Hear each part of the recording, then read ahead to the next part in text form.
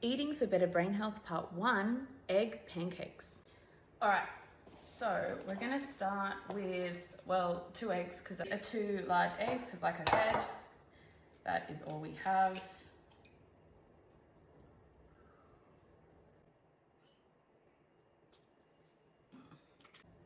Okay, so I just had to wash this bowl because that egg was definitely off. I'm gonna go to the shops, get some more eggs, hopefully free range, and then I'll come back.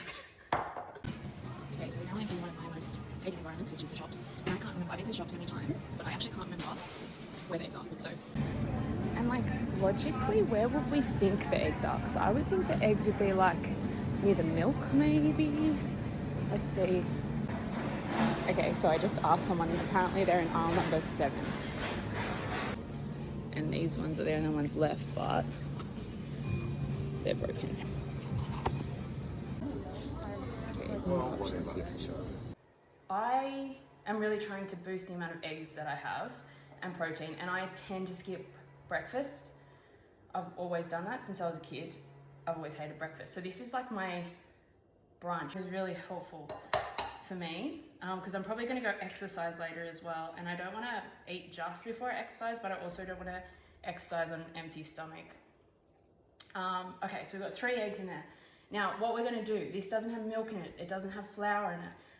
What we're going to do instead is we're going to put some oats in here. Ideally, if you can get rolled oats that are organic, that's going to be better, because apparently the oats that are not organic have a bunch of crap in them.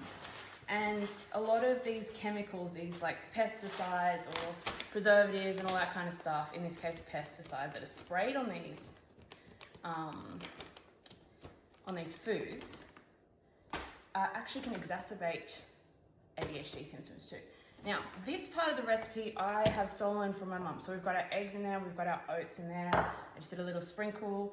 I'm gonna put cinnamon because I like it. My mum put cinnamon in it too. My mum is a naturopath and nutritionist and scientist, and pretty awesome with stuff. I've learned a lot from her. But what I'm gonna add, this is the PT in me coming out, is I'm going to add some whey protein powder in there as well. To be fair to my mum, she was showing me this recipe as an option for my niece to eat.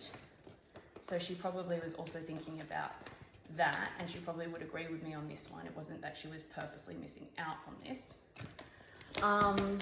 And I'm contemplating, I will try it this time. You don't have to do this. You don't have to do any of this. I'm gonna put a little bit of hydrolyzed collagen powder in there as well. Collagen is great for skin. A lot of neurodivergent people also have, I've got to look into this more, but like comorbidities with skin allergies and things like that. I've got a lot of allergies. I'm just going to put half of this thing in here. And things like that, gut health issues. This will help with gut health issues as well. So it's just like killing lots of birds with the same stone. I'm not saying that I want to kill birds. I'm just saying that we can do lots of things at the same time, which I really, really love. It's very efficient. Okay, sorry, I'm not really showing you this bowl properly, but now we've got all of these things in here. And then I'm just going to put a bit of salt because I love salt. I use iodized salt because then you get some iodine, which often a lot of us don't have enough of. That's not to say put crazy amounts of salt in there. If you want to be super healthy, you would have seen this in another video that I did. If you've watched all my videos, which you probably haven't, is you can put Celtic sea salt or Himalayan sea salt. That's got other things in it like magnesium and stuff. It's hot at the moment here in Australia, so that's also a really great idea. And then we're just literally going to mix all of this stuff up. Which you don't have to watch me, but I'll just show you me doing it just in case you're curious. Here's me mixing this. I can definitely smell the cinnamon, it's pretty good. Oh, you know what else we could put in here actually? Is some vanilla essence. I used to think that you could never put too much vanilla essence in, but the other day I did, and I'm just going to tell you, you can definitely put too much vanilla essence in something, even that might be too much. So now I'm like under essencing rather than over essencing because it was not that pleasant. I am using grass-fed butter, this one. There's lots of different versions. This is, the reason I'm using grass-fed, the reason I'm using grass-fed is because it has a 1-to-1 ratio of omega-3 to omega-6, which is pretty good for a butter.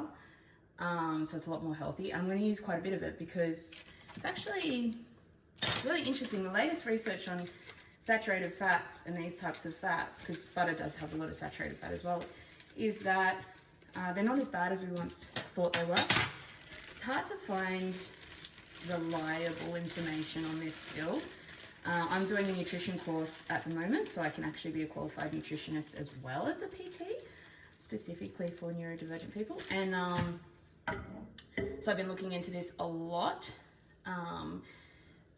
I did a science degree, and one of the things I found really interesting when I was studying science is that, like, we talk about scientific facts, like, you know, they're hard and fast rules, but it's constantly changing, evolving, we're learning new things, looking a lot into what causes neurodivergence and sort of what underpins it from a genetic and neurobiological perspective. This is almost looking a bit more like an omelette, but that's cool. We could call it an omelette. We didn't have to call it a pancake, but it's like a sweet omelette. And I just realized I probably should give you some more information about how to cook it before I show you the final product. So I just turned it up to like a medium heat, and as you can probably start to see, it's looking more like a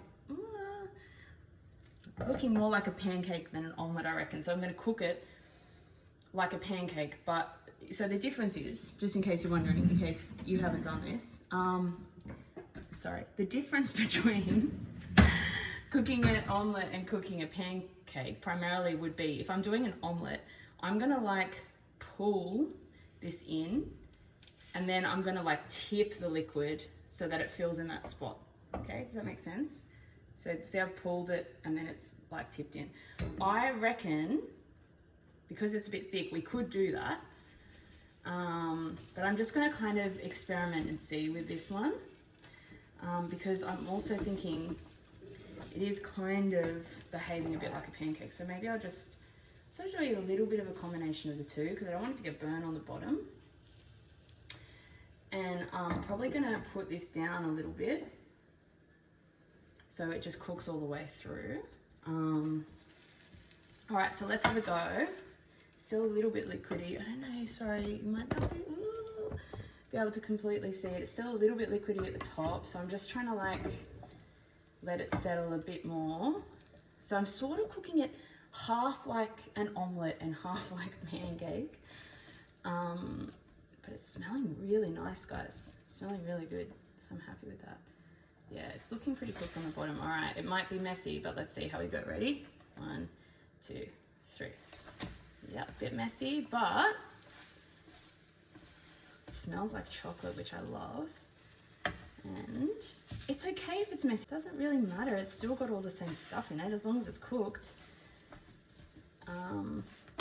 This is what it looks like. If I would have flipped it nicer, it would have all been in one piece, but I don't really care about that. That's actually really good. It honestly tastes like a pancake. Way healthier. And I'll do it with maple syrup.